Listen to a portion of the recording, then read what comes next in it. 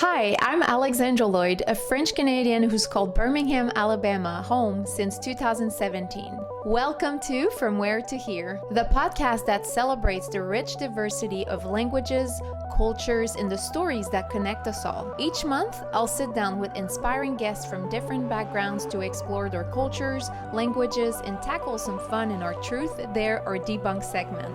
Whether you're a language enthusiast, a culture lover, or just curious about the world, you're in the right place. Let's dive into your next favorite cultural adventure.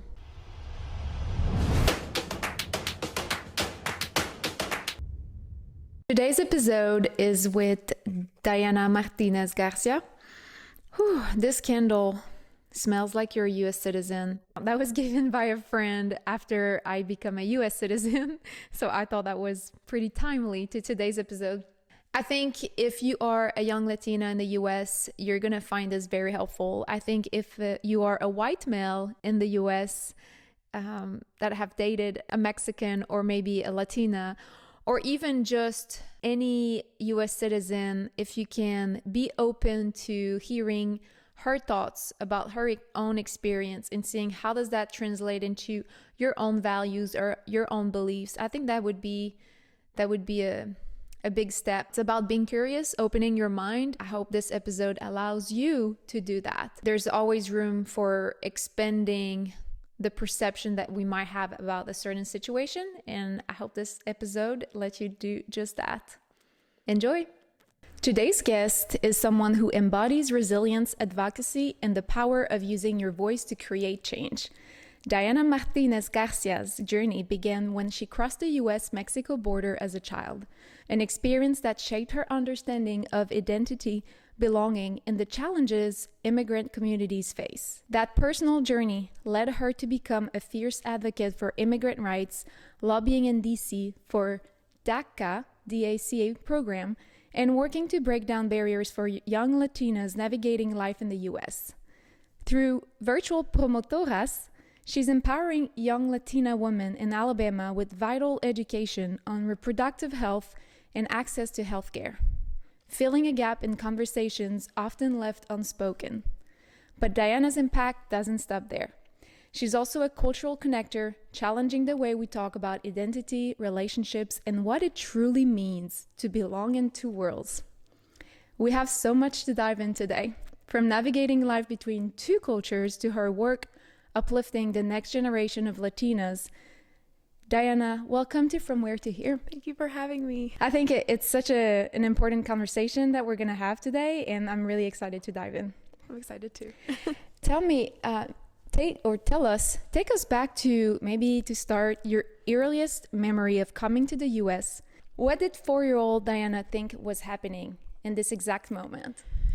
Yeah, so a lot of my memories of that are blurry. I was confused the whole time, if I'm going to be honest. So my mother did decide to come to the U.S. because she left my dad, escaping an abusive relationship.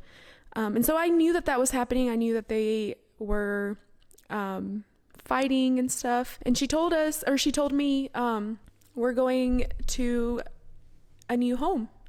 And I understood that the new home was a different country because my uncle was already living here. He had been living here for a while already, was a U.S. citizen at the time already and everything.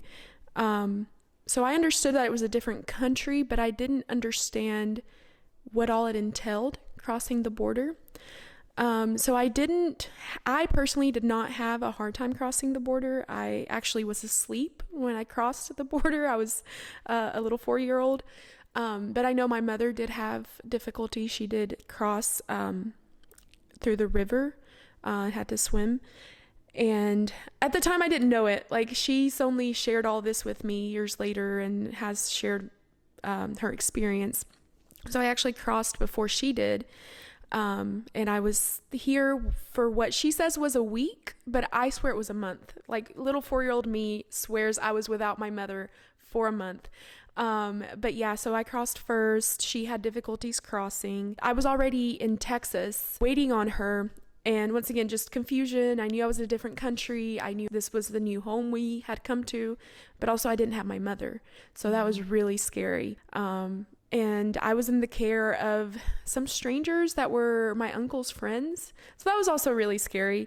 So yeah, that's all I remember. It's kind of a blur. I just remember being uncertain and a little scared. And I mean, like I said, I did understand that it was a different country, and I did understand that there was going to be a new language that I was going to have to learn, which that part was also really scary. So I did, my mother enrolled me in pre-K in Texas when when she finally made it here and we were a little established in Texas. And I remember playing with the other kids and them speaking to me, and I just did not understand. I just remember I wanted to play with them too. So I wanted to fit in and I wanted to be likable, but I did not know what was going on. So all I would do is just smile and nod. That already would make you likable. I'd just be like, yeah. And I still clearly remember the very first time I could understand what was being said. And it's not because I understood the words that were being said, but it was because I just used context clues. And we were in the playground, and this little girl was holding up a pink jacket that she found, and she said, "Is this yours?" And little 4-year-old me was like, okay, she's handing me that. The tone of her voice sounds like she's asking a question. I think she's asking if that is mine. Obviously in Spanish in my little head. And I remember just repeating it. I went home that day and repeated, "Is this yours? Is this yours? Is this yours?" That means you're asking someone if the object is theirs. Okay. And that was I understood, and I said no because it wasn't mine, although it's a really cute jacket. But yeah, that was I still have that memory with me of the very first time I understood an English phrase at 4 years old. That is so cute. Yeah, we don't sometimes, I think oftentimes we think of, okay, I need to learn a language and kind of memorize the words and the structure, but it came out so naturally for you. And I think that's the beautiful thing with having context around it. You picked up on it, and also it created a memory, because it seems like it stayed in your mind for so long. Yes, because that was one of the first few interactions you've had. Yeah, and I think from that moment I became very just aware of body language and tone of voice, and all the other things that sometimes can be universal besides just spoken language. So that's really helpful also when you're trying to learn a different language. It's not just about written words, but when you're actually interacting with people, being able to perceive everything that person is doing, and also interpreting that to kind of use the context clues and understanding what they're saying. Absolutely. Now, do you know about what was the plan? I know you were so young at that age. Your mom seemed to be in a very difficult situation. And what made it the only way for her to maybe save you, right? And what made it where she was convinced this is what we need to do? Yeah, so the things that were going on in Mexico at that time, now this is the early 90s. Mexico does have a history of classism and racism as well, and misogyny. So I think a lot of parts of the world do. But at this time, my mother was trying to leave my father, but she was not having an easy time finding work, because at that time, employers would ask you if you had kids, and especially if you were a single mother, they didn't see you as somebody that they wanted to employ, because that meant that you were going to be asking time off from work if your child got sick, if your child needed to go be picked up at school. So nobody was hiring my mom.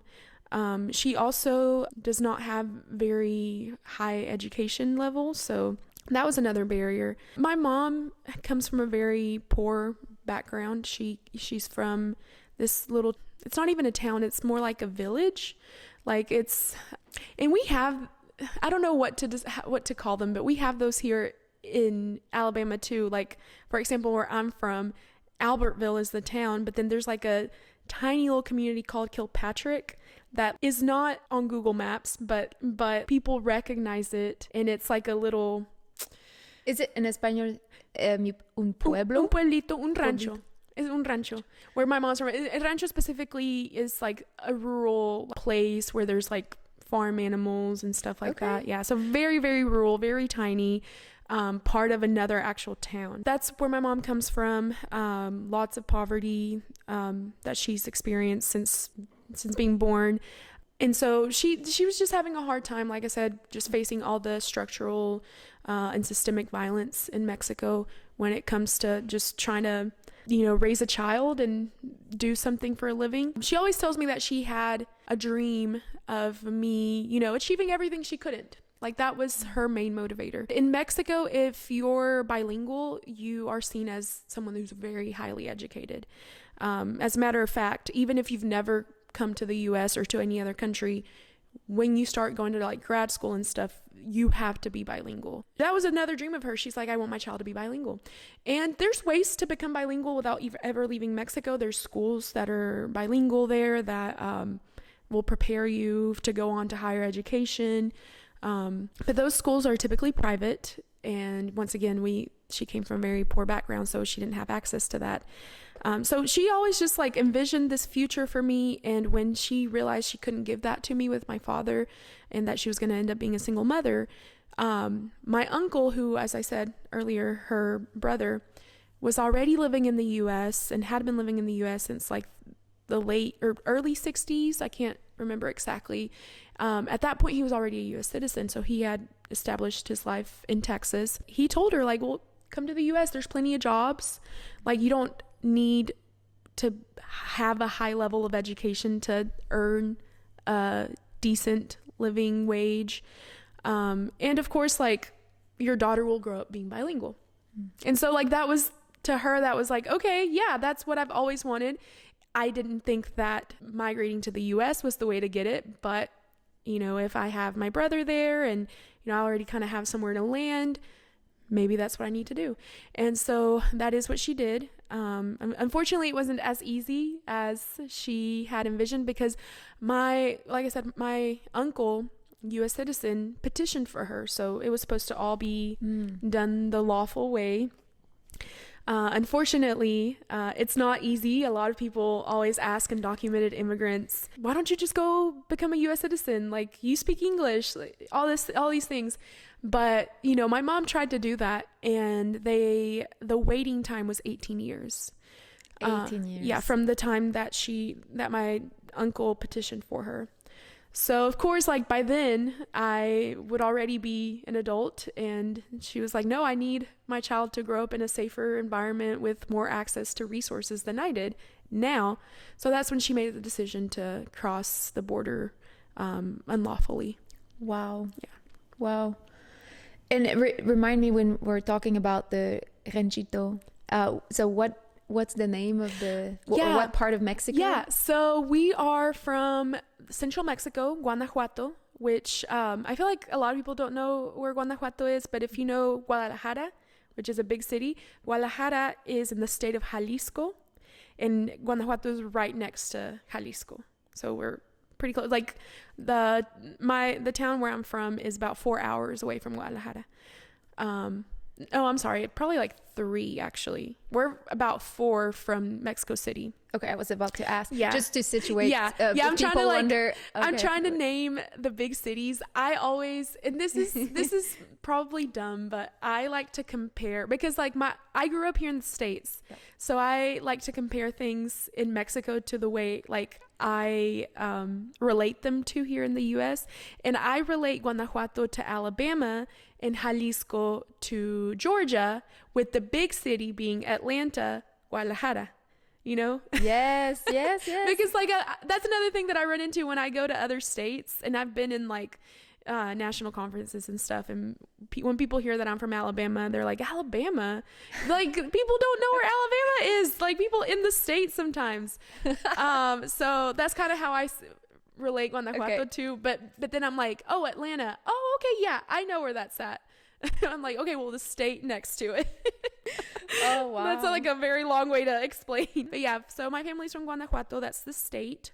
My mom, her rancho is in the city or town of Yuriria, but the actual ranchito is called San Vicente. And then I was actually not born there because my mom left as a teenager to go work in the city or like a bigger town as a house domestic worker for people with money. And I was born in Irapuato, which is another bigger city in Guanajuato. But all of my family resides in Salamanca, Guanajuato, because that's where she met my dad. Okay. Yeah. So when I talk about home, I'm talking specifically, well, I always say I have two homes. I have Albertville, Alabama, which is where I grew up, and then Salamanca, Guanajuato, which is where, like, that's where I go visit when I go to Mexico. Okay, and we're gonna touch a little bit more about what home means for you. But I like that you said that. Yeah, it's hard for me when people are like, "Where's home?" Oh, well, I have two homes. Places. Yeah, and I think that's beautiful. Yeah, because you do connect with people, you do make memories. There are so many aspects of what really home means to someone. Your journey, you said, started in Mexico, but your life is deeply rooted in the U.S.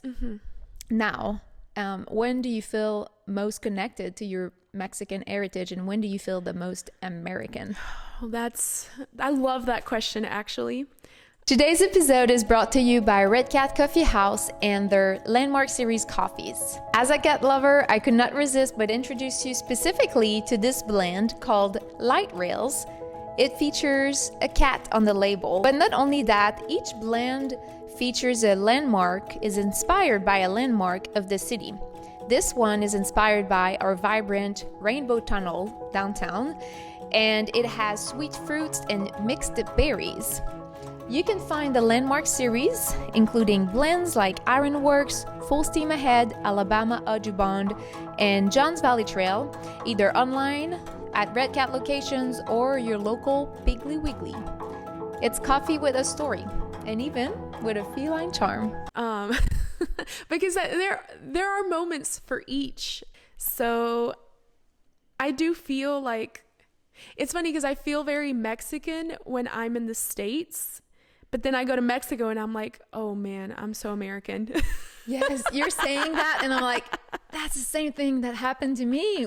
I would feel the most French Canadian when I'm here in the U.S., but then when I go back home, I do feel different. So that's the same for you. Yes. So here, like, I've been here all my life. I've been here for 28 years. And I've picked up on all the Alabamian things. And I want to say specifically Alabama because, as I will get into later, like, people from a country are not a monolith. Like, Americans are not a monolith. You know, like, Americans from the Northeast are nothing like us people from the Southeast or from the West Coast or from the Midwest. So I'm going to talk very specifically Alabamian. I feel very Alabamian. I grew up going to football games, grew up going to trade day up in Atala and Collinsville. I love boiled peanuts.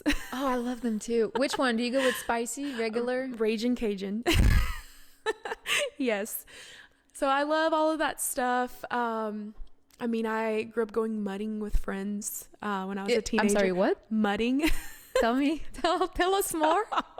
I only went like twice, but it's something that it's like, and I wonder if the kids still do it. Somebody tell us if the kids still do it, because I feel like the kids stopped doing a lot of things, especially after COVID. Like, things definitely shifted. So I talk about certain things, and because I do work with college students, and they're like, "What?" But mudding is this practice of just like going to like a muddy field, and well, the friend that I used to go with had a Jeep, like a 4-wheel drive Jeep, and we just like go in the mud, and like the mud would splash everywhere on the car, and it was just fun. Like, it was love it. So I grew up with very Alabamian customs, not because my family imparted them on me, but because just of where I grew up and my surroundings. I'm trying to think what else. I mean, I definitely, another big thing that I feel is very Alabamian is just being outdoors. Like, I think Alabama is a great place to come hike, to come be with, go look at waterfalls, go swimming in creeks, rivers, all that kind of stuff. That's something I grew up with. And then, of course, like, we have what I call the Alabamian outfit, which is like an oversized t-shirt. I love that you said that, because that's one of the things that stood out to me. All the teenagers, especially, but maybe adults too, but teenager girls would wear those oversized t-shirts and then those micro shorts. And the chacos. What are they? Chacos are an outdoors sandal. Like, they're great. They're great for like going hiking if you're gonna be like in the water as well. I don't know how to describe them, but chunky. They're very chunky because like the sole is what I call all terrain. Like I said, you can go hiking with them. They're like strappy. They've got the straps that you kind of adjust. Okay. With Velcro? No, they have like a little buckle that you like pull and it adjusts.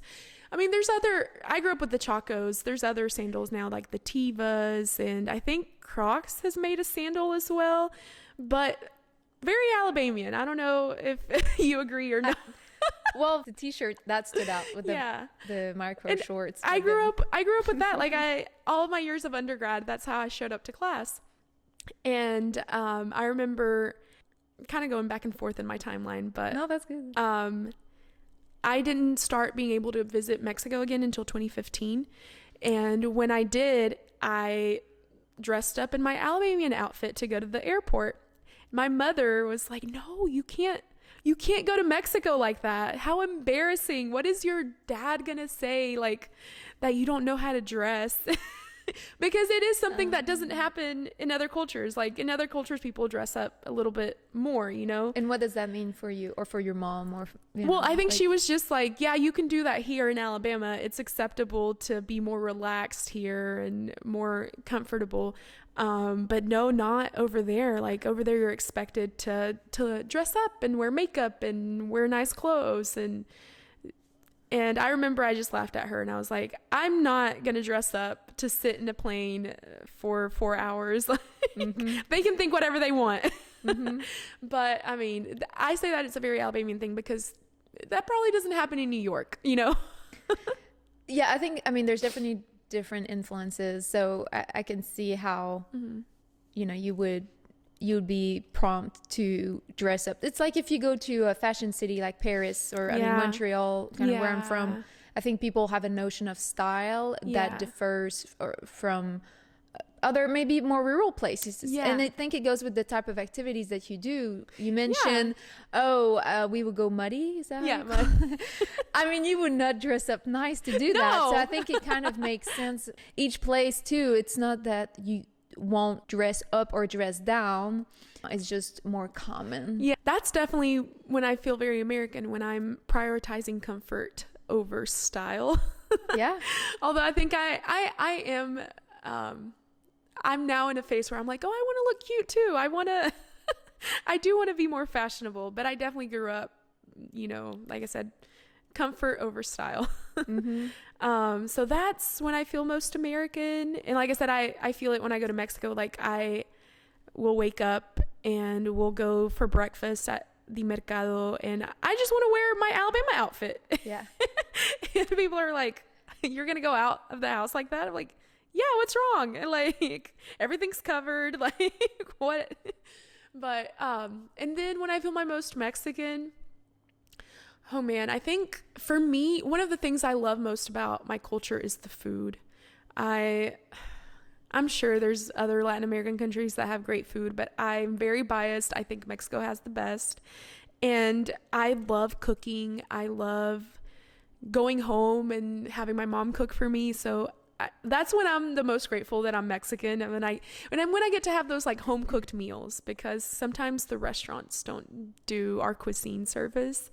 I want to ask, okay, there's two things that pop to my head right now, but the first one is, do you have one typical Mexican restaurant that is your go-to when you don't want to cook, but you're like, I want authentic Mexican food? Yeah. Maybe we're going to give a shout out to a local restaurant here, but I'm really curious because we do love Mexican food. And I mean, I think for me, it's hard to distinguish what's the most authentic versus what it's not. That's a hard question for me because I complain a lot about the lack of good Mexican restaurants in Birmingham specifically. And when I say Birmingham, I'm talking about like central Birmingham because that is where I live.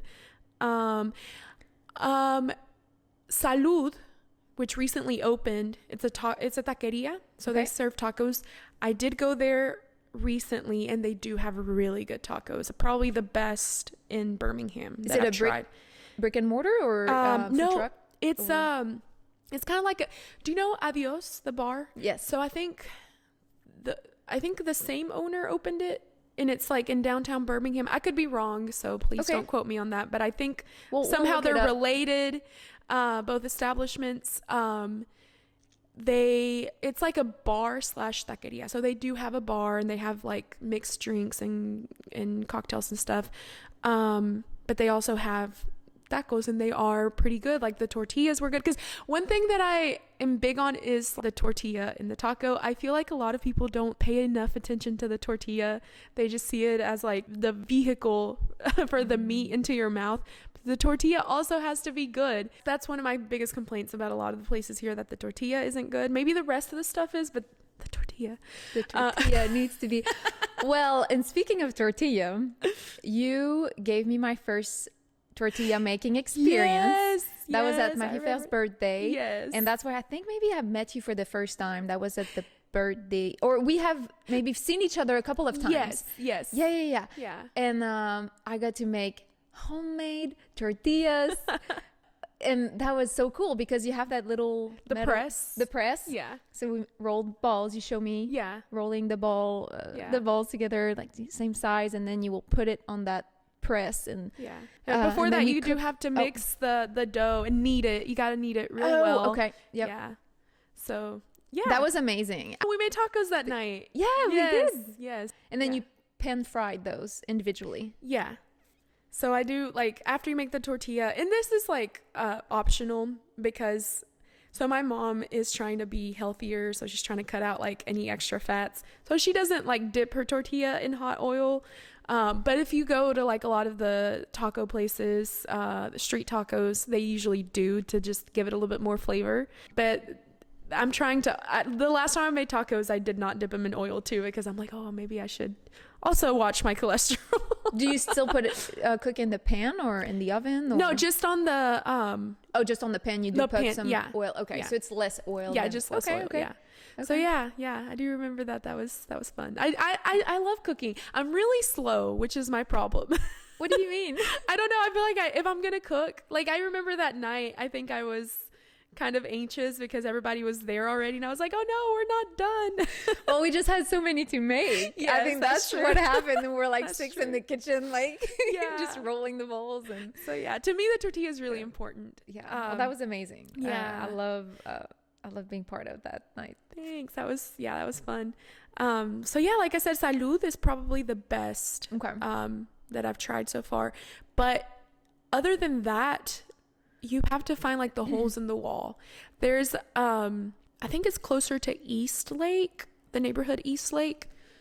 I want to say that's what that neighborhood is called. But there's a Mexican store called El Girasol, which translates to the sunflower. And they have like a restaurant in the store, and that place is really good as well.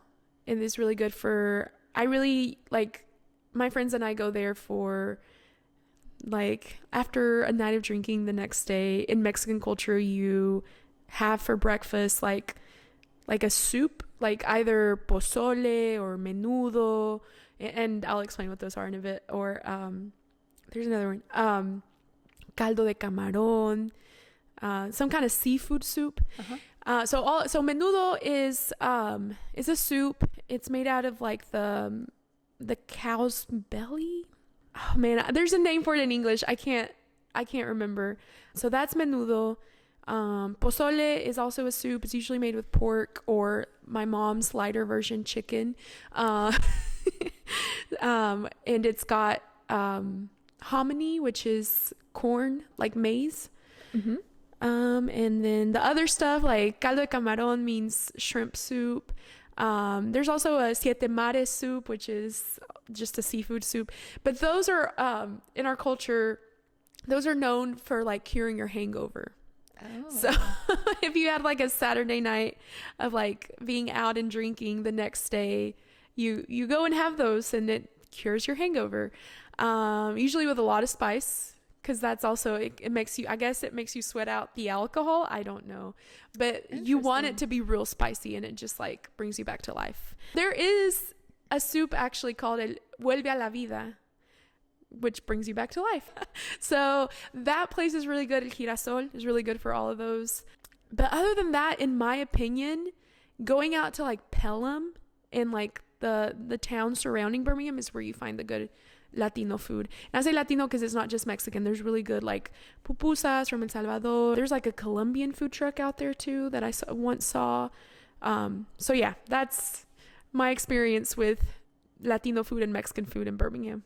Very nice. Very nice. You know, so my husband and I traveled to Colombia, and we had soup for breakfast, lunch, and it's super hot outside, and you're thinking, well, no one is going to have soup, but you still have soup. Yes. Is that the same? Yes. I don't know what it is about Latin America. And hot, no matter the weather. Yes. Okay, so before, you've talked to me about people asking, where are you from? Yeah.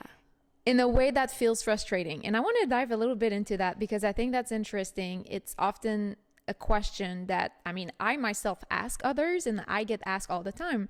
What's a better way for people to approach conversation about identity and background? What are your thoughts about that? Yeah, I think, so for me personally, I struggle with not feeling accepted in this country and in this state. I think people see me and they're like, you're not from here. But the problem is that I am. For a long time, I also saw myself that way. I'm like, I'm not from here. I'm not from here. I always thought that I'd go back to live in Mexico. But after being here for so long and creating a life for yourself here, it's hard. I don't know. I think mid-20s to now, I've been kind of even telling myself, like, you're from here. Like, you belong here and it's okay. But now it's a matter of convincing everybody else. And the problem I have with being asked, where are you from, especially like if you've heard me speak, at least, like, I feel like at least just hear me speak, you can tell I'm from here. You're very eloquent too. Very what? Sorry? Eloquent. Oh yeah. Like you express yourself very, very well. Yeah. And like, I think I've lost a little bit of my North Alabama accent now, but it does come back to me when I go visit. Like, I'm from here and I'm from the South, Mm-hmm. So it does bother me when people ask me, where are you from? Because this could be just a me thing. I'm still, kind of working through that myself, but it's just kind of like a reminder as like, I don't see you as belonging here.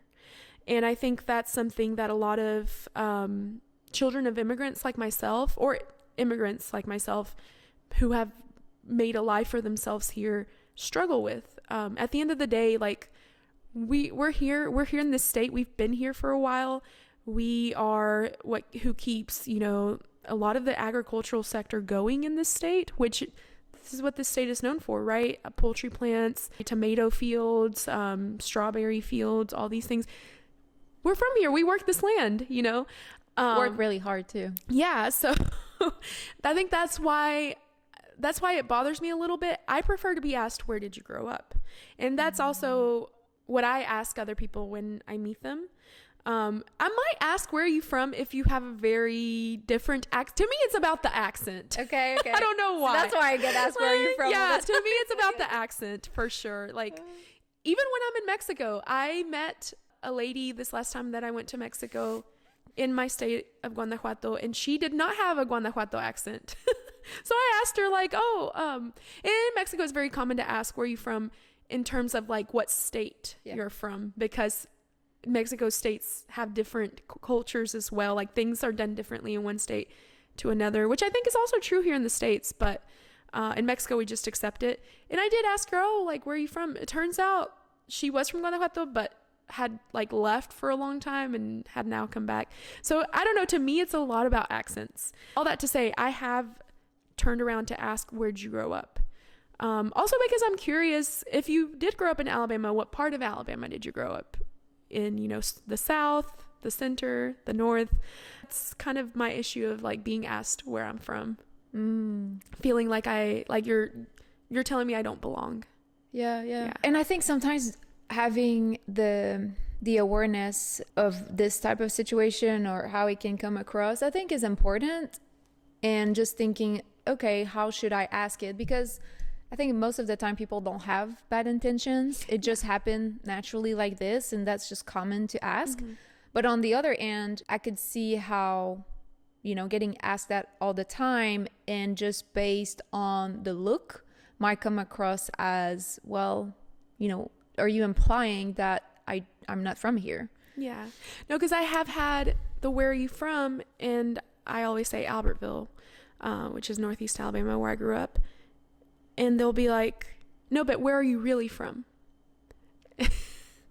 And it's like, to me, it's like, where is anyone really from? Because, what do you mean by that? Yeah. Okay, sure. Like, I can dive into the history and tell you that I was born in Guanajuato, Mexico, but also, where's anybody really from? Because this land is indigenous. It's native. So none of us, if we boil it down to that, like, I can ask someone that looks white, like, where are you really from? Like, what European country did your ancestors come from? So once again, it's just kind of, when I get asked those questions, it does feel like, okay, yeah, so only people that look a certain way belong here. Yeah. You mentioned before something about like how in the dating world, how guys would just use that as a pickup line. Yeah. What has been your experience? I will preface with, this is my experience. Sure. Hopefully not a lot of people have had this experience. Unfortunately, my experience hasn't been pleasant. But I don't know. I started obviously dating when I was a teenager in high school and stuff. And I would get hit on by white guys, for lack of a better term. But, it would turn out that it would either be like in a condescending way, kind of like, I don't know, like kind of how we say, like, the little boys in the playground will pull your hair because they like you. And I've always hated that. It's like, no, you can just be nice. Like, you don't have to be mean to a girl to say that because you like her. So I would have that. I had an incident where I was talking to this one guy, but he didn't want to make it public because he said his family was very racist. And so he was afraid that they'd find out. It was just positions that were uncomfortable. And I was like, I don't want to deal with this. Like, I, if I'm going to establish a romantic relationship with somebody, I want to be accepted fully. Yeah. You want him to be proud of who you are in your entirety. Yeah. So that was early experience. Later, yeah, I've gotten hit on at bars here in Birmingham. Maybe it's happened like 2 or 3 times where I've been asked, where are you from? In a way that just seemed like I was being fetishized, like I was something exotic.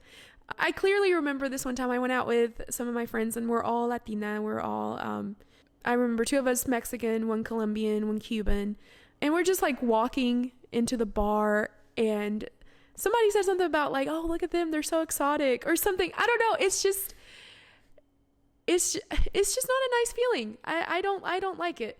It's almost like catcalling.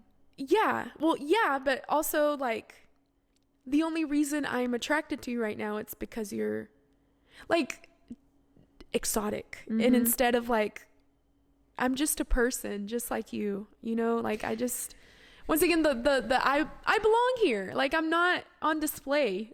I'm not like a rare object on display.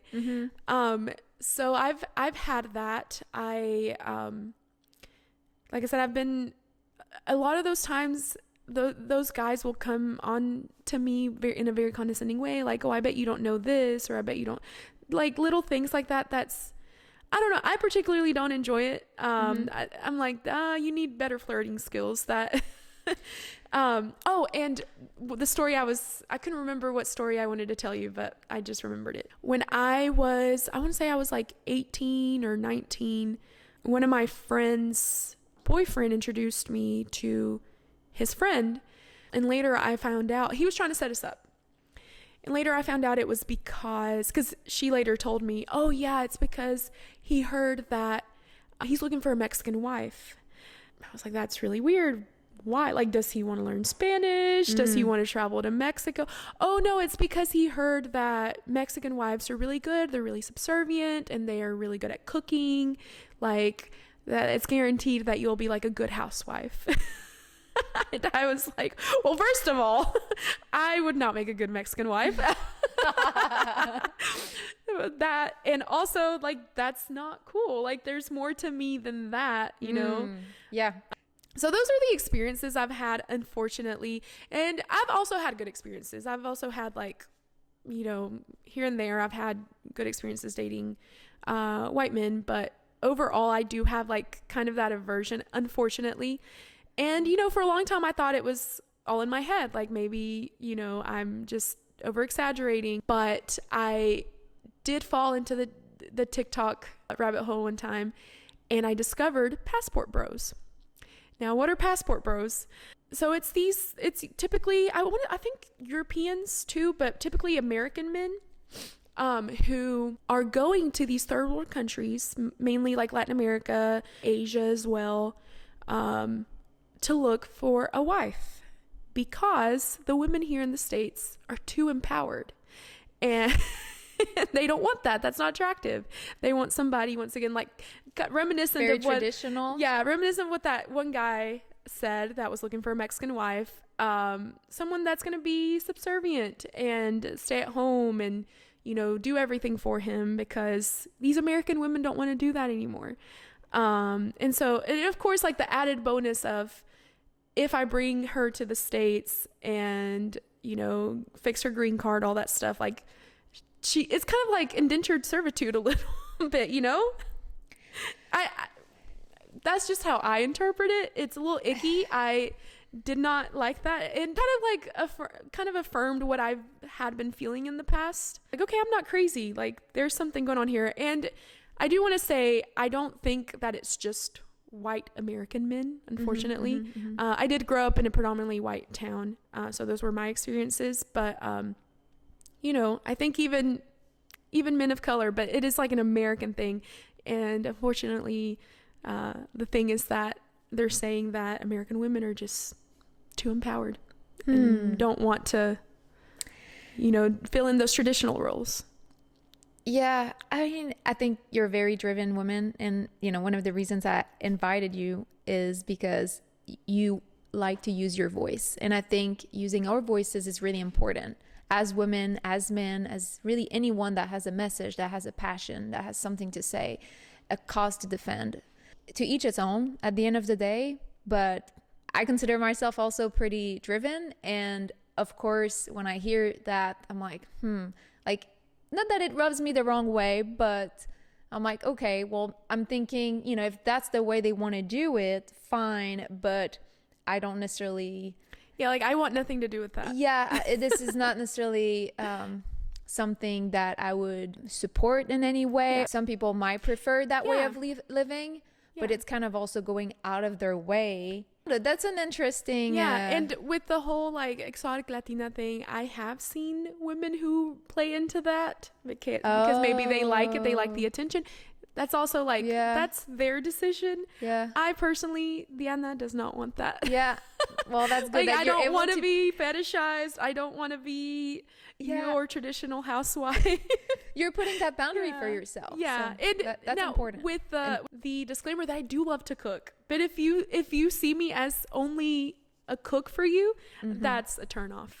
You know, I relate to some of the things you said around that, in the sense that, what am I recognized for? And I think it goes hand in hand with stereotypes. Yeah. And I'll give you an example of what I mean with this is, I think as women, as girls, little girls too, we're most likely to get compliments about our physical attributes. The smile, or what we the can hair. do for others too. Okay, so like empathy, those kind of more maybe feminine traits, whether it's how we act or how we look. And then little boys or men, grown-up men, will most likely be complimented on how strong they are, on how fast they run, you know, that little boy.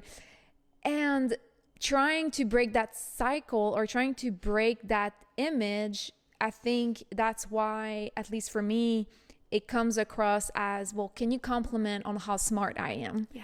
Can you compliment me on something that might not come as naturally if you maybe look at me or interact with me, that, yeah, you might think I'm kind, but I want you to see other aspect and see me kind of a 360 image or 360 personality, because these traits are important to me. And I think that makes me who I am. And it's not just that nice look that defines me. It reduces you, or it gives me the impression at times that I get reduced to my physical attributes or my feminine traits. And it bothers me because I think there are already enough stereotypes out there in the world. Living in Canada, I also got influenced by the American culture, living in North America. And I mean, back in the days, when I was a teenager, the magazines and the commercials, they were very, very, very sexist, more than today, even though that's still maybe a battle.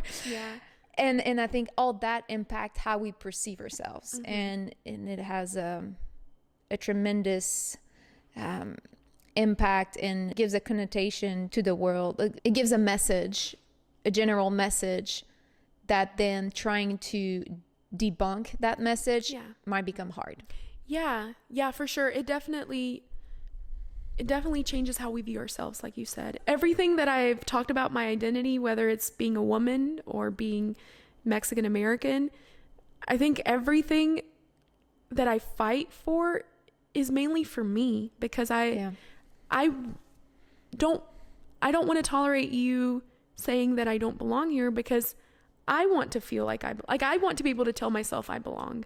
You know, at the end of the day, I don't want you to see me as just, you know, somebody that's gonna be your house worker, your free house worker, because that's not how I want to see myself. I want to see myself as smart, creative, interesting, funny, all these other things, driven.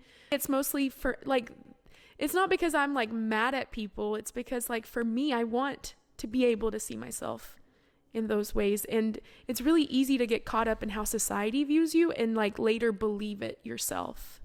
Totally. Yeah. I'd like us to dive a little bit into your mission and your impact. You help young Latinas navigate conversations about sexual health, education, and access to resources, which, by the way, this is not something we learn at school for the most part. Unfortunately, especially in Alabama. Okay. I don't know. Yeah. I'd love to hear more. So what's conversation that stuck with you the hardest, the most surprising, or the most rewarding? Oh man. So there's been a few.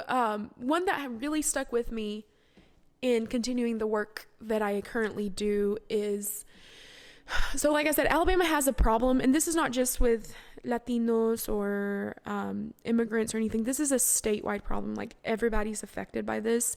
We don't receive proper sex education in our schools.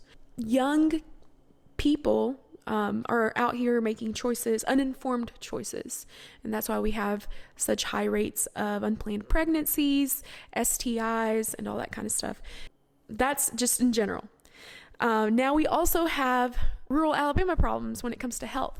Their hospitals are severely underfunded, under-resourced, understaffed. And it was very evident during the COVID pandemic. A lot of people in rural places died because they didn't have enough equipment in their hospitals and rural hospitals to keep them alive. Like, UAB hospital here was great. We have all the resources, but out in rural Alabama, this was a big issue. So that's just to preface the story I'm about to tell. Through my work, I do qualitative research, which is basically just sitting and having conversations with the population of interest to learn more about, what their needs are. And so I did travel out to rural Alabama, small town, and I talked to this young woman, and one of the stories she shared with me was that she had a problem with one of her ovaries when she was 18. It was like twisted around, and that it was causing her great pain.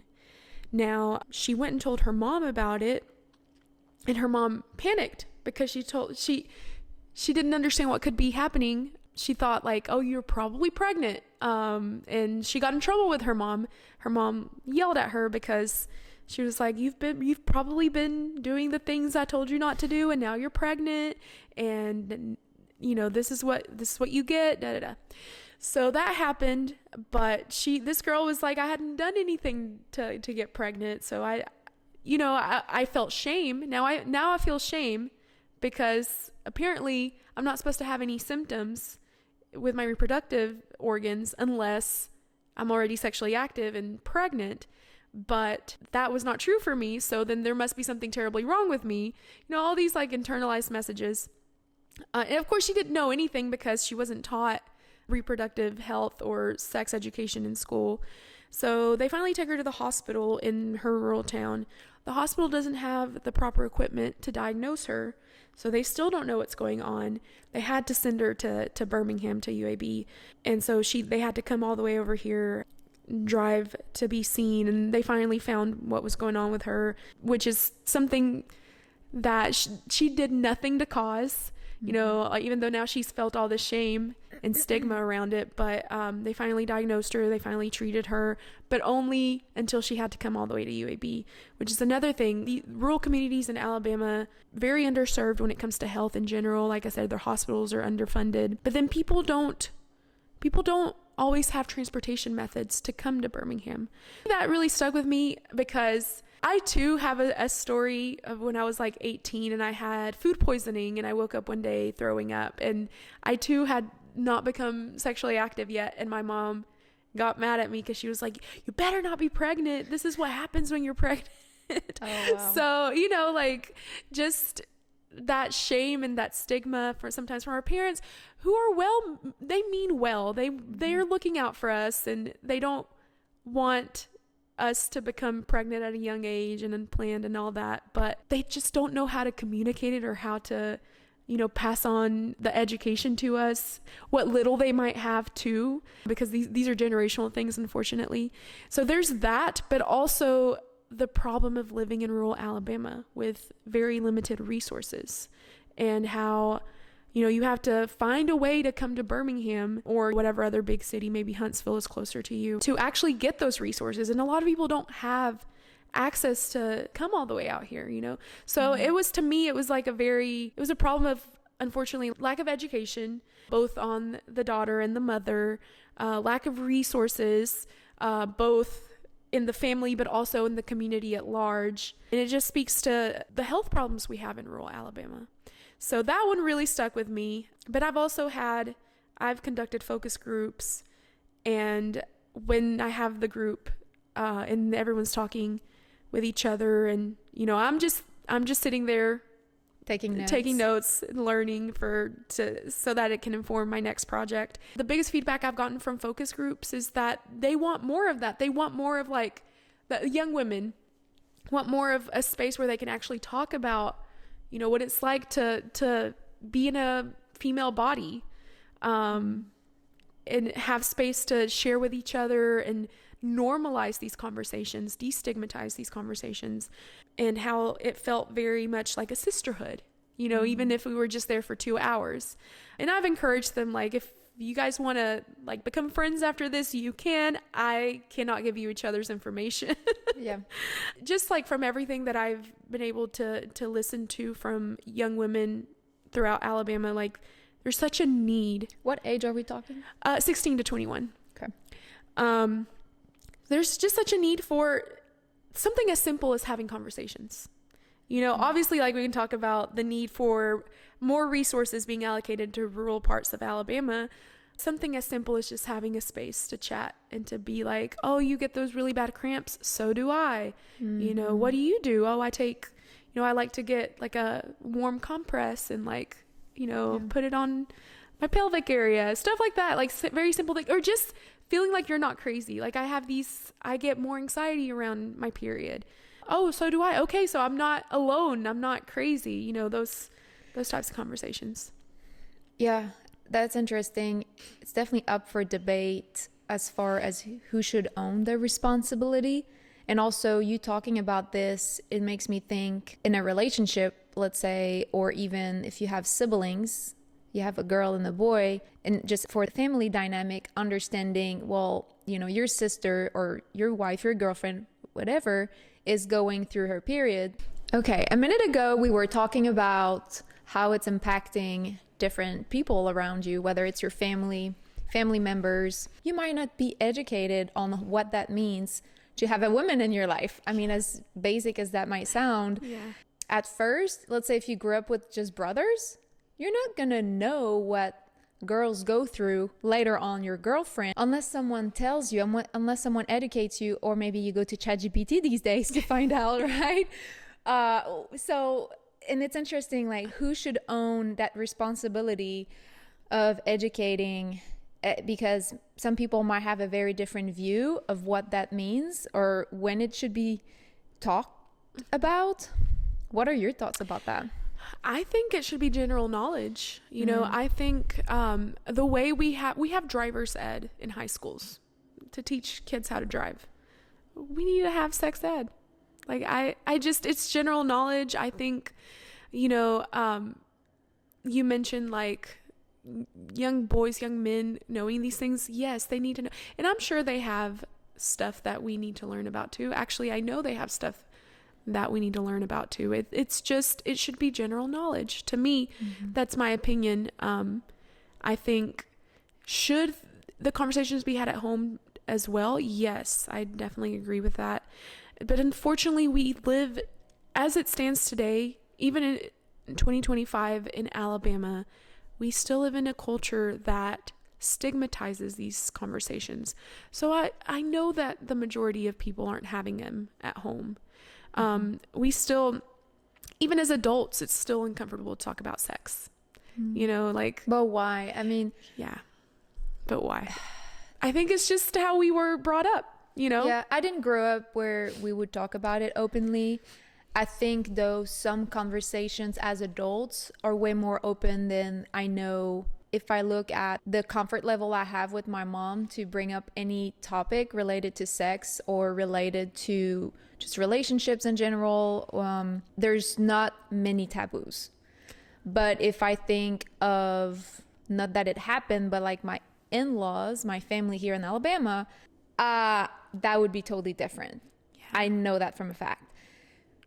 Or if my husband to his parents, right? I think that dynamic on this particular topic, totally different. But I still didn't get educated by my mom or a parent or someone in my family at a young age or like as a teenager. I didn't. But that wasn't something really we talked about, even though now there's not too many taboos. So I think that's a great thing to not have that many taboos, but also looking back, I'm thinking, I really didn't know. Yeah. You don't know what you don't know until you know it. Yeah. Yes, that part. And you know, it's so much bigger than just sex, like the act. Also, what is sex, right? There's people have the definition of sex looking a certain way that erases, you know, so many other forms of sex that people are having. But even just that, just how to have a healthy relationship. I think that's where it all starts. I see so many young women that have normalized certain types of abuses, whether it be like microaggressions. I talked about, like, I will not put up with men seeing me as just like somebody that's here to please them, whether it be like even just as in acts of service or whatever. Now, I will do that for the partner that I love, but I don't want to be seen as just that. And I've seen in my conversations with young women, I have heard like, oh, you know, I think I never thought that was bad. Or one conversation that also there's just been so many conversations that have stuck with me, but one of them was like, I think I was abused, you know? And it's like, I love that you're saying that you're going there, because that's part of the education. Yeah. And I think when we talk about sexual education, especially, once again, I'm talking about my context here in Alabama, and also because my family from Guanajuato is also pretty conservative. Like, the culture is also pretty conservative. We just think like, oh no, like we don't want to talk about that. But there's so much more before you even get to the having sex part. Like, how make sure that you're not getting there by being coerced, by being, you know, misled. So there's like that whole conversation is also not being had, unfortunately, but it goes with the sexual education conversation. And so that to me is what, I think it should just be general knowledge, and it can start as young as, your child being 3 and you telling them, like, if you don't feel comfortable with a stranger or even, your uncle or auntie hugging you or touching you in a certain way, you can say no. Like you're respecting and having an adult respect those words from the child to say, to not do or do something. And that's not weird or sexual, but if you normalize your child not following their instinct and allowing people to touch them that they don't like, even if it's as simple as a hug, and that now that child grows up internalizing, like, this is just something that is done to me, whether I like it or not. And it can lead to really ugly things, unfortunately.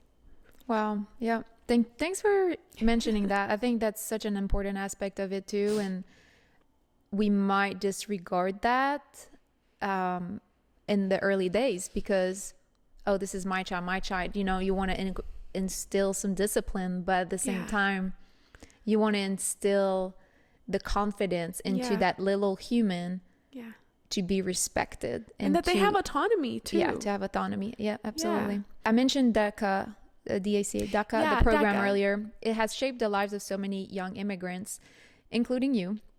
What was it like advocating in DC for the program? Was there a specific moment in that experience that made you feel, wow, I belong in this fight? Yeah, so DACA stands for Deferred Action for Childhood Arrivals. It never became a policy. It was kind of a program that former President Obama established in 2012.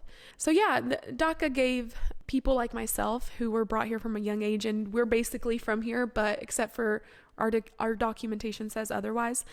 It gave us a chance to have a driver's license, to get a social security number, and to work, to work lawfully, to be counted in the system so that we can undocumented. I want to preface this. Undocumented workers, a lot of them do pay taxes already.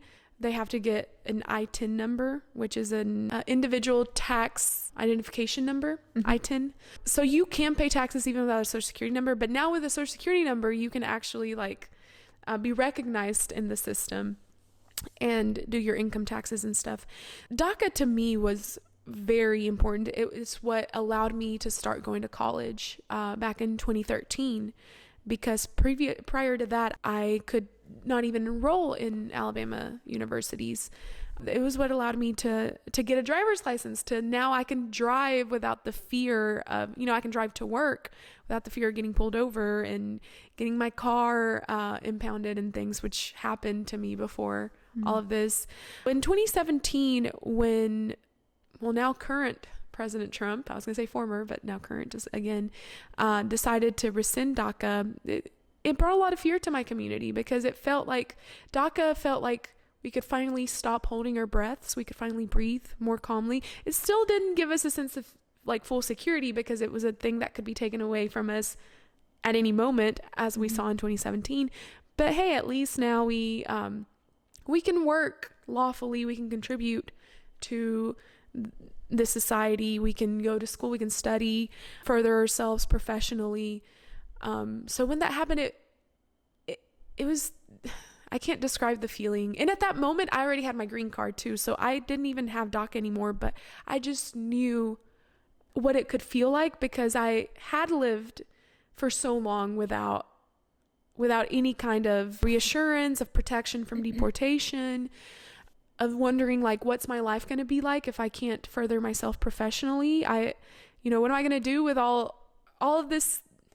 Not to toot my own horn, but I feel like I'm a very skillful person, and I won't be able to aspire too much, because there's roadblocks at all of these steps to advance myself professionally. It felt like kind of having the rug pulled from under you, and falling back down. And at that moment, I knew I had to use my platform. I had to use the privilege that I now had. And we had to continue fighting for DACA, because it was for so long. And once again, DACA in itself is kind of if you ask for bread and they give you crumbs, it's just crumbs. But oh my gosh, for so long I had nothing. And now, like, at least I have these little crumbs. Because DACA, once again, it's no assurance. And to this moment, like, no new applicants are being accepted. So I think the way the program is right now, like, if you had it from when you got it back in the day when it was still not restricted by the Trump administration, that's the only reason you have it. So once again, DACA is not great in itself, but it's still, like, better than nothing. It's something. Yeah. And so, you know, when we held some protests here in Birmingham and throughout Alabama, but also going to DC and being in front of the Capitol and in front of the court when they were doing the hearings to appeal it. It was just so emotional to me, because it was, for so long growing up in Albertville, I felt like an outsider, even with other Latino kids, because a lot of them were born here. So a lot of them didn't have this experience that I had, that I really didn't belong here. So I already was looked at like I didn't belong because of the way I look, but then I didn't even have the proper documentation to feel secure in this country. And so I felt so alone for so long, even if I was surrounded by other Mexican Americans.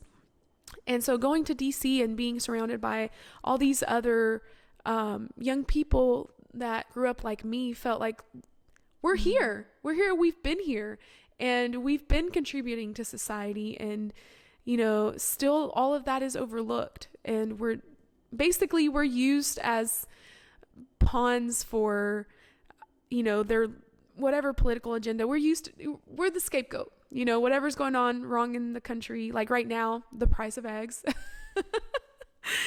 it's not our fault, you know, but they make it, we're used as the scapegoat. And it's like, it was really nice to feel like I wasn't alone, even though we were, like, united by the struggle and by all this uncertainty. So that to me was huge. Also, just meeting the parents, because there was a lot of parents there protesting as well. People like me are known as dreamers, because back in 2001, there was a law that was presented called the DREAM Act. And the DREAM was an acronym, and I can't remember exactly now what each letter stood for, but, you know, the community adopted it, and, you know, the DREAM Act was supposed to be for us. It's not passed. It never passed. Okay. It's supposed to lead to a pathway to citizenship. Never passed. But that's kind of why we're known as the dreamers. And to me, the real dreamers are our parents. Like, my mom is the one that dreamt for me to have all of these resources that I now have, to be bilingual, because, like I said, that's seen as something that you're highly educated if you're bilingual, at least in Mexico. And she had that dream for me. I was 4 years old. You just inherited. Yeah. You inherited that dream. I did not. I was just, you know, trying to play with my little dolls. So she's, to me, the original dreamer. Our parents are original dreamers. And to see how much they fight for us, even when they know that they might not get anything out of it. Because, once again, the DACA program and the DREAM Act were specifically for us. They were never guaranteeing our parents any protection from deportation. And the parents at these protests knew that, but they were like, I don't care. I just want my kid to feel safe, to have access to resources I never had, to be protected from being deported from their new home, because this is our home. Like, this is my home.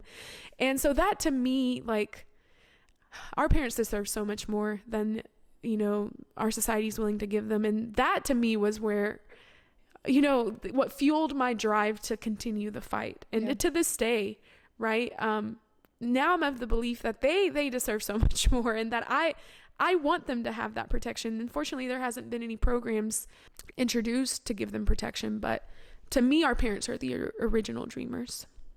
For the people that think, well, they're not initially, and I know, and this is harsh but I know it's part of the conversation, that think they're not from America, when you're like, well, they're suffering right now. They're just trying to get a better life. And I'm sure it breaks your heart probably to hear that.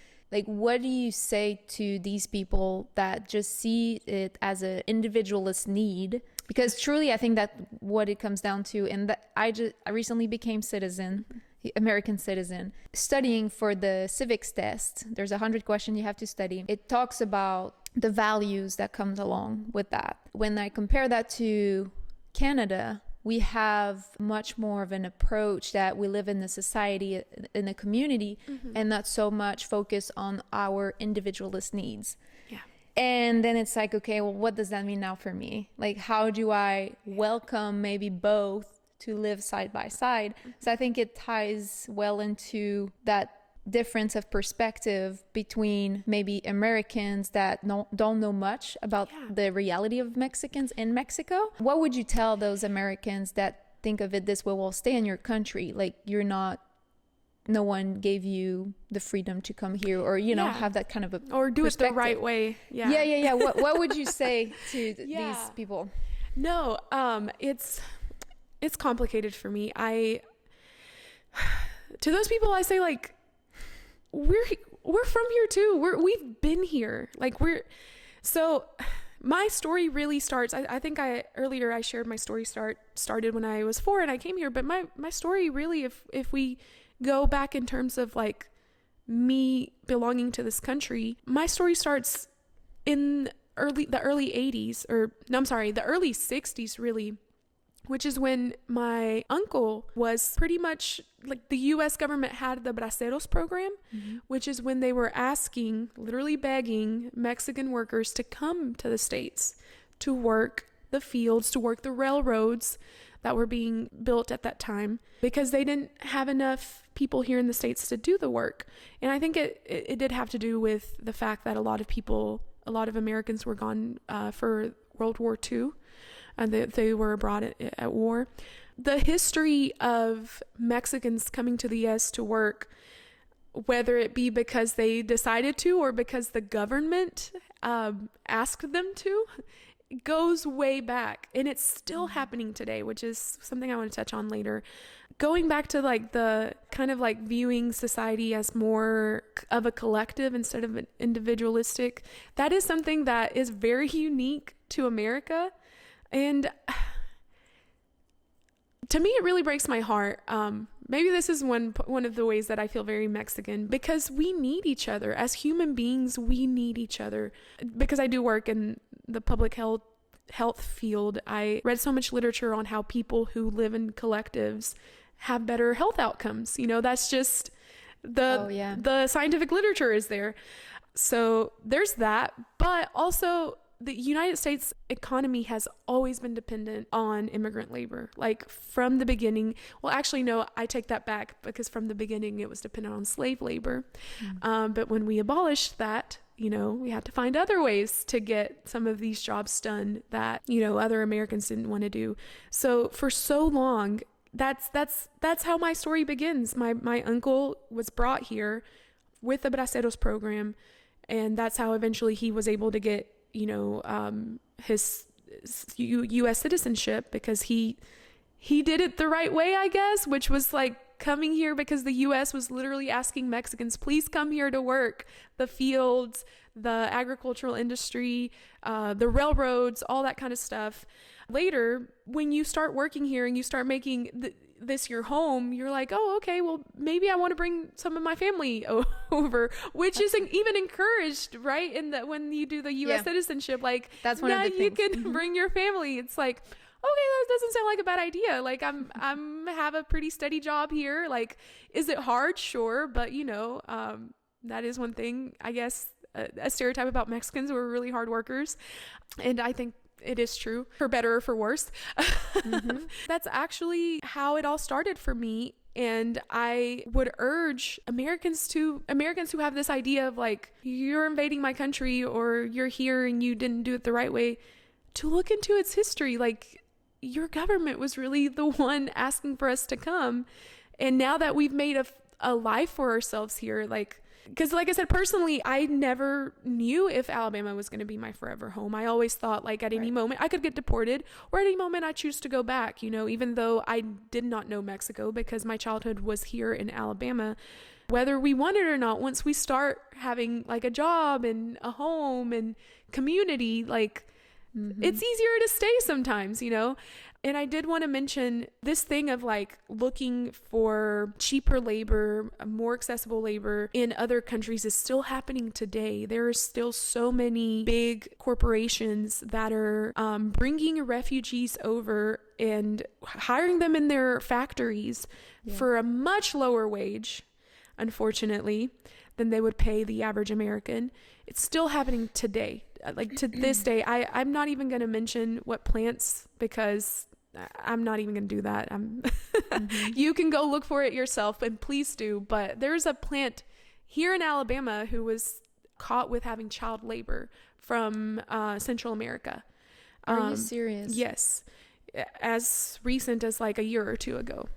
So it's still happening today, unfortunately. And like, you can scapegoat us all you want. You can blame us, but you know, maybe there's other structural things that we need to look at. I asked myself this a lot, and I did when I was a teenager. Why am I here? You know, I didn't choose this. Why am I here? And if we look at structural and economic systems here in the U.S., like we can really like trace it back to where it comes from, unfortunately. So we're a part of your economy. We're a part of your communities, for better or for worse, like whether we like it or not. Sometimes we don't like it either, trust me. But we're here. Once again, we're who works the land. We have a saying in Spanish that says, La tierra es de quien la trabaja. The land is of who works it. And I'm not saying like I think that this land belongs to me now because maybe my mother has worked it, but I am saying that I am of this land, you know. You're a contributor. Yeah. Pinging back on what you shared, if one thing in your journey had gone differently, maybe your mom wasn't caught crossing the first time, or the DACA program never existed, how do you think your life would look today? Yeah, that's a really good question that I've asked myself many times. I grew up thinking like, what would have been like if I just grew up in my hometown in Mexico? Who would I be? Would I still, because I grew up listening to a lot of punk rock, and heavy stuff like that. And like, would I still listen to that? Like, was that a product of me being raised in the States, or do people in Mexico listen to this? Turns out people in Mexico do listen to that. So maybe I would still be that rebellious teenager. But another thing with, you mentioned the DACA program. The DACA program is really what helped me kind of decide that this was my home and this is where I was staying, because I went on to university and did all of that here in Alabama. But for a long time before that, I was considering leaving the state, maybe even the country. There are other states in the U.S. who make it easier for immigrants to go to university and to have an education and to further themselves professionally. So I was looking into that. I was looking into New York, California. I don't know. I've asked myself too, like I said, I've decided I'm Alabamian. Even if I try to fight it, I can't help it, you know. But who would I be if like DACA hadn't passed and I did have to go to another state to seek higher education? I don't know. Is it something you wanted to do, to get higher education? Yes. Or were you pushed by your mom to do it because she's like, no, actually my mom didn't you owe me this, I don't know, like, no, actually my mom didn't want me to leave Alabama because my culture too, like you do try to stay close to your parents. We are very family oriented. She actually had bought some property in Kilpatrick is where she lives now, which is what I was telling you about. Like it's Albertville, but it's not really, it's like a tinier little community outside of Albertville. Back in 2011, there was a really anti-immigrant law here passed in Alabama, HB 56, which is around the time I was making plans to leave.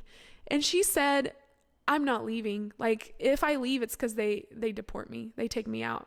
Because to her, she'd already bought her land and her home. And she was like, this is, once again, like when you start setting down these roots, it's hard to leave. This is your home now. Whether your home is welcoming to you or not, unfortunately, like this is your home. And that's how my mom saw it. She was like, my kids are in school here. Like I have now bought this land.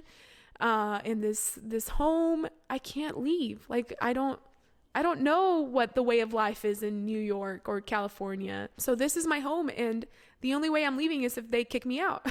And that was her stance. I did not agree. I was like, no, why do you want to stay here where we're being treated with no dignity or respect? But she was like, it is what it is. This is my home. So I actually was looking into leaving just because I did want to pursue higher education. And I love learning, interacting with people that look different than me, have come from different backgrounds than me, because that is part of learning as well. And so that was always my dream, to attend university and receive a degree, just for the sake of the learning experience and obviously for the professional opportunities later. So I really fully did think either I go to another state or maybe I go back to Mexico. I've already have my bilingual education. I could probably, do something over there with my life. So those were the kind of like the 3 options that I really considered around 2011. In the end, like I said, around 2012, later, the DACA program was passed, and I didn't end up doing any of those, and I ended up staying here in Alabama, which I really like too, because I'm getting the chance to contribute back to the state that I call my home. Whether it's for reasons that the majority of Alabamians like or not, I still find validation in myself that, I am contributing to our state. Absolutely. You've lived between 2 cultures your whole life, like you mentioned. What's one cultural difference or language misunderstanding that made you stop and think, wow, people see the world so differently than I do? I think what comes to mind is just when you're speaking in Spanish or in a Spanish, I don't want to say Spanish, but like Hispanic, Latino cultural setting versus English and the American culture more. The differences I find there is just in English, we're so much more efficient with words. Like, things are not as wordy. Things are very direct, straightforward, which doesn't happen in Spanish. In Spanish, things are wordier. When I'm communicating in Mexico in Spanish with my family, like, there's always like this dance around how to say things so that you come off as polite as possible. Oh. You don't want to hurt people's feelings. And that can be nice, but that can also be a little frustrating sometimes, because especially as a woman, we talked a little bit earlier, like, women are already socialized to be more subservient and more like caring about everyone else but themselves. And then you add that other cultural nuance of the way we communicate, and it has made me a people pleaser. So I'm currently unlearning that. You should also care about yourself. You should also, if you want to be direct with the way you communicate, you can be. And it does not mean that you're a bad person. That is one thing that the Spanish language has a little bit. It's more like you just kind of dance around things a little bit more. If you're at dinner, you'll ask, can you please pass me the salt? Or may I please have the salt? Or something that's not as direct. In English, I would say, like, can you pass me the salt? But in Spanish, you would say, I don't know. It's like, I think I need to like think about it more, but it's very much like that of like, you dance around things so that it's not as direct. Is the salt near you? Yes. Yes. Like, I'm trying to inconvenience you the least possible. Okay. I love that you bring that distinction, because these are things that sometimes we don't think about. No, you don't think about how the language works. Yes, so yes. That's an interesting fact. And I think too, and then this has been like, my partner observed this and pointed it out to me. I had not realized it. But in Spanish, my voice is a little bit more high pitched, more feminine. Okay. And in English, it's not. I'm more relaxed in English. And I think it's just it's definitely like cultural, like when growing up, like I said, here in Alabama, like, we're just more relaxed. We're just more, we do a little bit of dance around your feelings kind of thing here too, because it is the Southern culture. We do have that Southern hospitality thing, which I always joke about I say I'm a recovering people pleaser, and I'm like, being between these 2 cultures did not help, being a woman, being socialized as a woman, and then, being socialized as a Mexican woman, but also a woman living in the South in Alabama did not help. The perfect ingredients for being a people pleaser. In English, you know, like I said, things are more direct. They can come off as a little bit more cold. Going back to Spanish, that is one thing that I like about like the Spanish language. It is warmer. We just like show our warmth and love. Like, for example, abuelita instead of abuela, which means grandmother. I love that. We say abuelita, like, which is the smaller, yeah, like diminutive, tiny? I think is what it's called. Okay, yeah. okay. Does that mean your grandma is tiny? No, Yeah, okay, it doesn't. yeah. But it just like making things like adding the ita or ito, which Una makes casita, bienvenido a mi casita. yeah, like it just makes it. We do Friendlier? that like there's more like warm. love there. We also, you know, for endearing terms, we have so many. We have obviously mi amor, mi cielo, mi vida, which like. And my mom will call me that, you know, and it just Cielo, mi vida. yeah. And you can also call like your significant other those things. Mi cielo means my sky. Mi vida means my life. But yeah, it's so much warmer, so much more like endearing and loving, because we do care a lot about, I guess, how other people feel. It's just so. I do love that aspect about the Spanish language. It just feels so much more loving.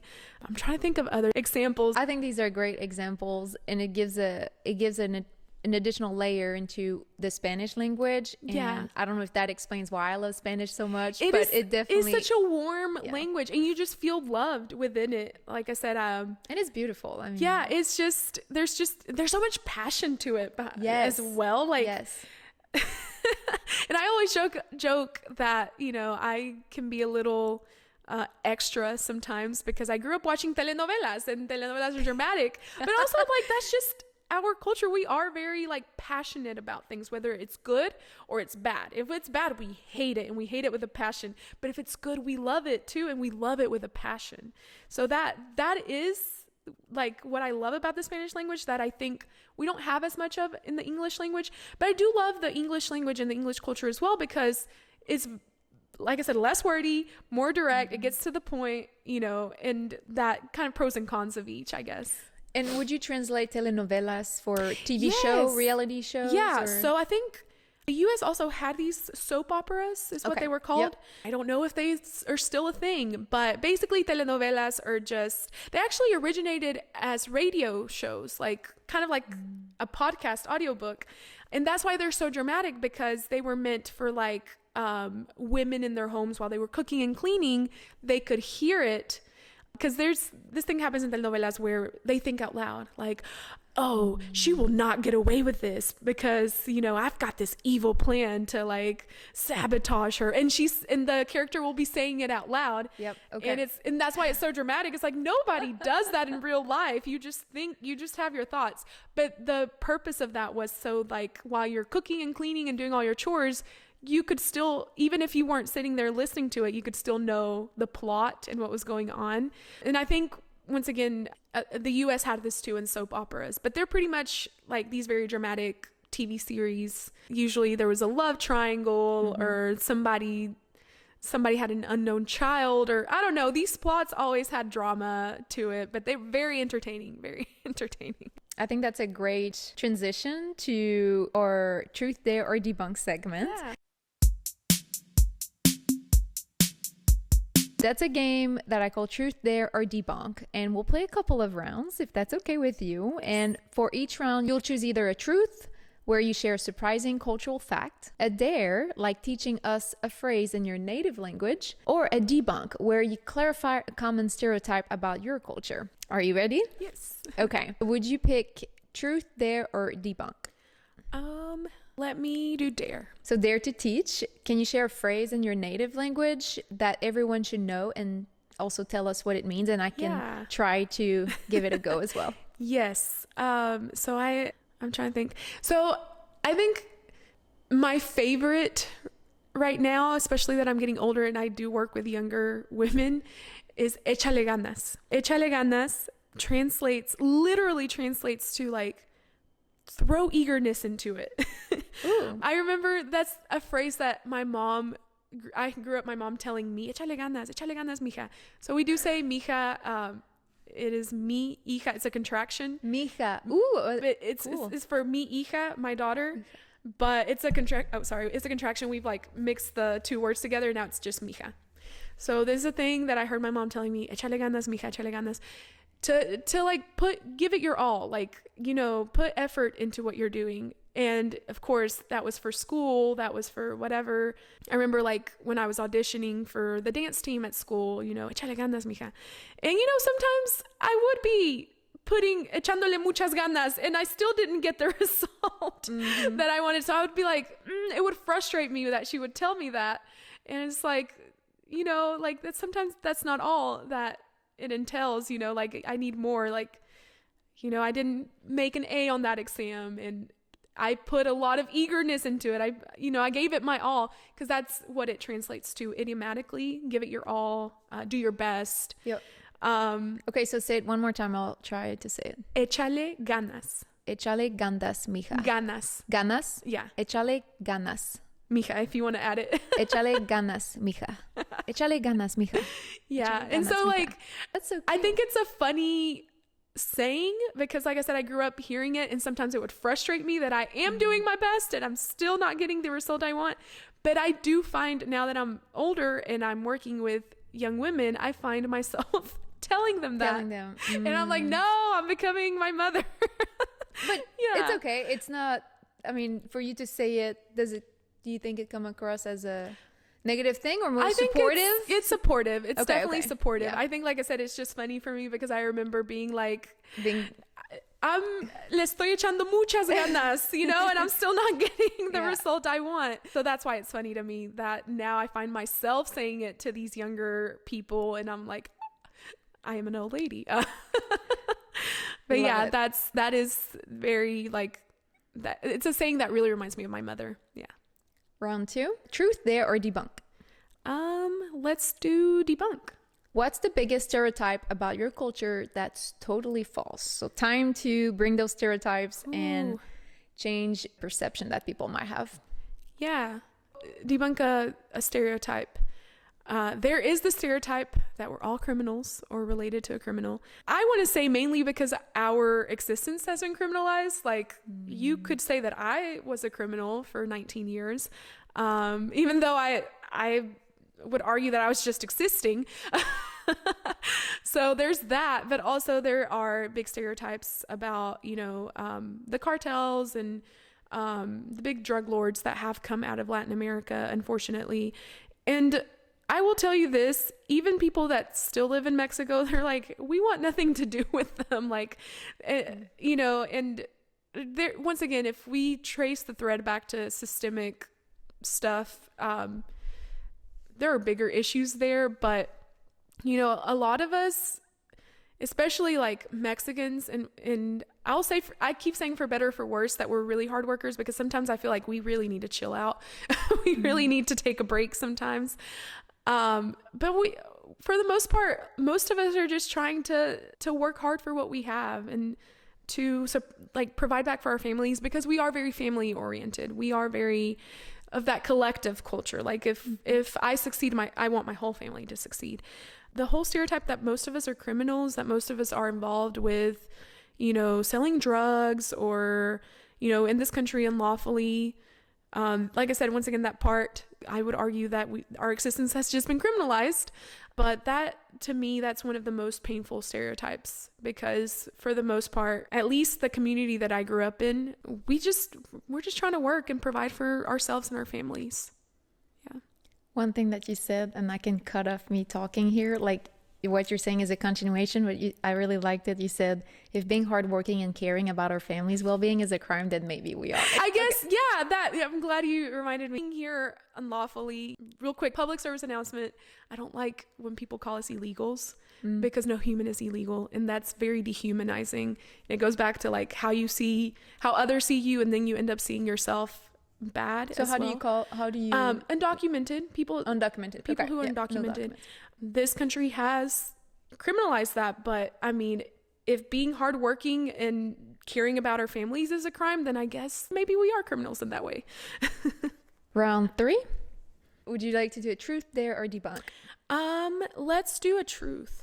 What's one thing about your culture that people assume is true but actually is true? And actually is true? Oh man, that we love to eat. I don't know. Is that something people assume? I think it is. Oh man, we love to eat everything. Food is very centric to everything we do. Even at like funerals, there's like gotta be food of some sort. And good food. Yes. Not just any food. Yes. Like even when we're mourning, we are mourning with food. Food is huge. And I think that's one of the things I said earlier that I love about being Mexican is our food. Real quick, I want to add, there are like very basic things that are considered Mexican food, like tacos and tamales and stuff like that. But all regions of Mexico have different cuisines as well. So like southern Mexico has great mole, which I don't know if you've ever had. It's like a sauce, kind of like I compare it to curry. Okay, tell me what is it made of? Oh, it's made out of so many things. I don't even know fully, I don't know that I've had. But it's got peanuts in it, chocolate, cinnamon, bunch of peppers. I've never had mole. Oh my gosh. We need to have mole together one day. I would love to. But you know, and they also have other. It's a dessert. No, it's like a sauce. It's like a curry. It's a little spicy. But there's chocolate in it. But there's chocolate, like cacao. Okay. Like the actual so like raw cacao. Yeah. Okay. Mole. Yeah. Oh, I'm getting hungry now. Yeah. So yeah, I think that we eat a lot, that we love food, and that we make great food. It's true. The rumors are true.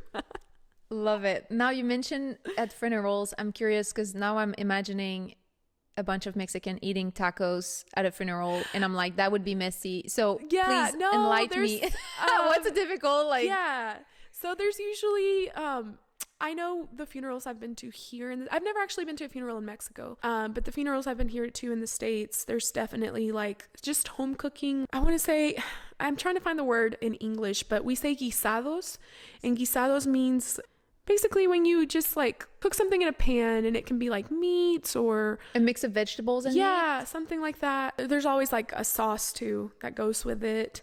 There's that. There's also caldos, the soups. I don't know. I think soups just make us happy, you know, and just kind of like not happy. I mean, but it's comforting. Yes.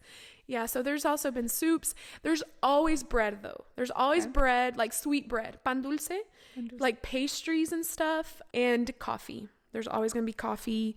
Un cafecito. Yes. Awesome. Let's do another one. Truth, dare, or debunk? Let's do debunk. What's the most common misconception about your culture, and what's the real story behind it? Yeah. A majority of people think that Mexicans only speak Spanish, and that's actually not true. Mexico is a very diverse country, and there are lots of different ethnic backgrounds, but mainly there's a lot of native people still in Mexico, like indigenous people, indigenous to this continent, and they still speak their indigenous languages. There are pockets of Mexico where there's those indigenous communities, and when they come here to the States, they can be really hard to serve, because I do work in health equity and do a lot of research on that. They can be hard to serve because we kind of have understood that serving these communities means having a Spanish speaker at the clinic. And these people Spanish is not their first language. Wow. So that has been really tricky to navigate here in the States. But these people, like I said, speak their native, like Mayan, Nahuatl, Aztec languages, indigenous languages. And so Spanish is not their first language, which also leads me back to Mexican Americans sometimes get hate for not speaking Spanish. I think it can be seen in like Selena Gomez, the celebrity who does not speak a drop of Spanish. And there's a lot of folks that grew up here that are like that. But being Mexican does not mean speaking Spanish, whether it's here in the States or even in Mexico. So I just kind of wanted to bring that to light, because a lot of people don't know that. A lot of even Mexicans don't know that. I never knew. Unfortunately, there is, in Mexico itself, there is discrimination against indigenous people still. And people are viewed as less educated and just lower on the socioeconomic scale if they don't speak Spanish.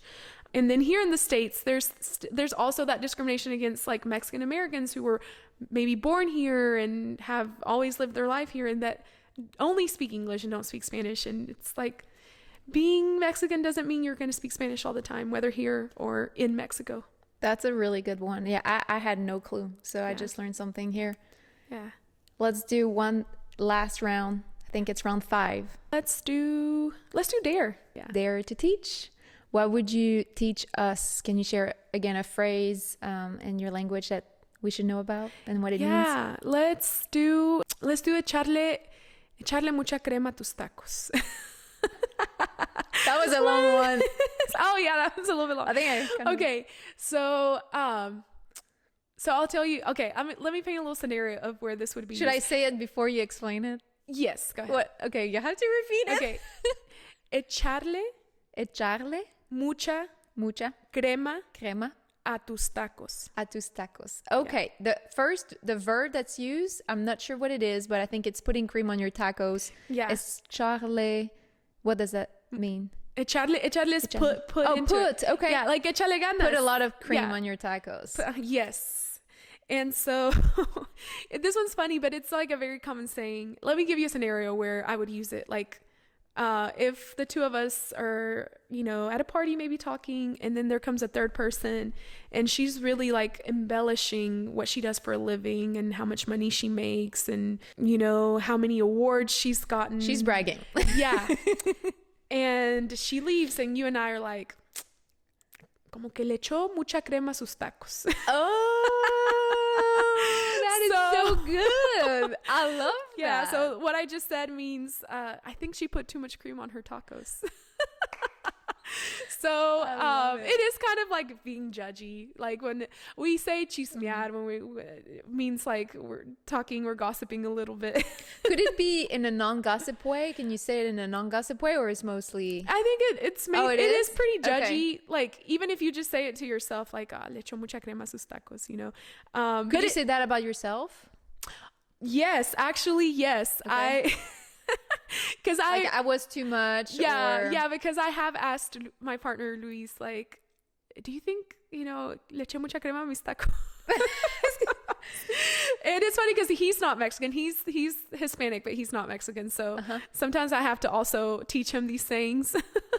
But it pretty much means like tooting your own horn, like we have that saying here, like not to toot my own horn. You can say that too, like no por echarle mucha crema a mis tacos, but when we're thinking somebody's just showing off too much or embellishing the truth to seem better than it actually is, it just means echarle mucha crema a tus tacos. That's great. Now let's switch gears. Looking ahead, what's for Diana? What's for the community that you're helping? Because you are helping shape a new generation of Latinas in the U.S. and specifically in Alabama. If you fast forward 20 years, what do you hope looks completely different for them? Yeah, that's a great question. I would hope that, and really, I hope this for all women. I feel like I am in the business of helping young Latinas just because I am. Or maybe I'm not so young anymore, but I am a Latina and I was once a young Latina in Alabama with no role models or nobody to really look up to, no mentors that looked like me or understood my background. From something so simple as maybe talking to them about like, hey, I went on this date and this happened and I didn't feel super comfortable with it because, sometimes our parents aren't the safe people to go to because they don't want to talk about those things. Totally. Something as simple as that, to also like, how do I fill out this FAFSA application so I can go to college?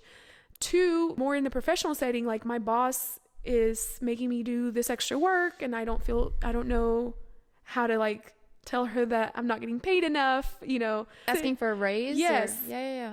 So from all of those standpoints, like I hope that all women and all young women, just feel more comfortable with themselves, with expressing their needs, their wants, their desires, ranging in all settings. Like I mentioned, something as simple as like I'm starting to date to being, in school or in your professional development, whatever that may look like, because college isn't for everyone, to even professionally, just and speaking out in their relationships as well.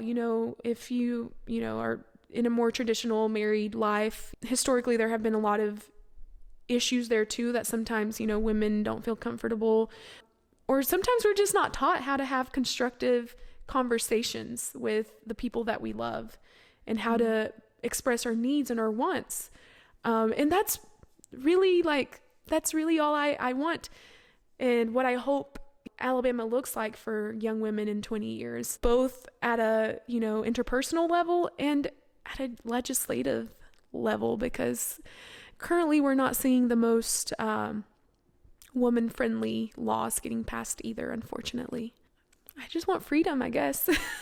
Yeah, the ability to make your own choices. Yeah, and to just really empowered. And be yourself, know that you don't have to change who you are, the way you look, the way you act or are perceived to be liked by others. I really want women to just be themselves, not have to fit nicely into a box that society wants us to fit in to be liked. I don't necessarily am saying don't care about being liked, because it is hard as humans, as social creatures, and because I do come from a more collective culture. We do want to be liked. That's just a normal thing that we have. It's just a normal human need, actually, to be liked and to belong in a group, in a community. So it's not so much of that, but to know that your community will still embrace you with all of your uniqueness. That is what I hope for. That is what I hope that Alabama looks like for young women 20 years from now. That's a very beautiful message of hope and just desire for, really anyone, anywhere, but obviously we're given different levels of opportunities, depending of where we are born to start with, right? Yeah. So I like how you help to shape that next generation. Yeah, that's awesome. Now, coming to an end, for someone listening right now who might be feeling lost, maybe a young Latina who just arrived in the U.S., what's one thing you wish someone had told you when you were in her shoes? Oh, man. Something as simple as you're valid. You're valid, and your experience matters, and you're not alone.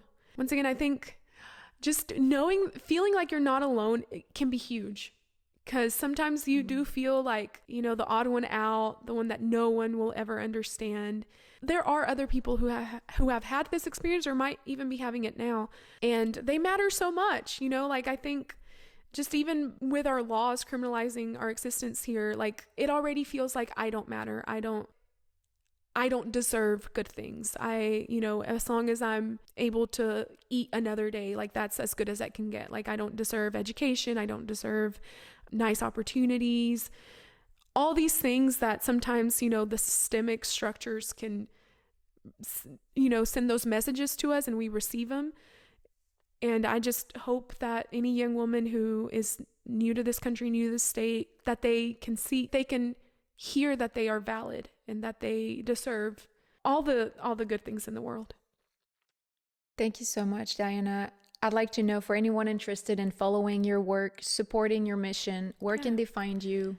Yeah, so I am on Instagram so it is in Spanish, risas y rizos. We'll put it in the show notes. Yeah, which literally translates to laughter and curls. But it kind of there's an alliteration there in Spanish. But yeah, there I mostly post my own thoughts and beliefs along with some funny things. So, I'm on Instagram. I think I post more seriously on Facebook though. And you can find me there as I think I'm also the username is at risas y rizos, but the name is Diana Martínez García. Yeah, with a hyphen. And I do more serious posting. That's where I'm posting about events that I'm putting on for young women. With my program, we're developing an app. And well, actually, we've already developed it. We're in the Yeah. beta testing phase right now. So we're actually looking for young women within that demographic, 16 to 21, to test it. Yes. And we do have monetary incentives to give them throughout the phases of the testing.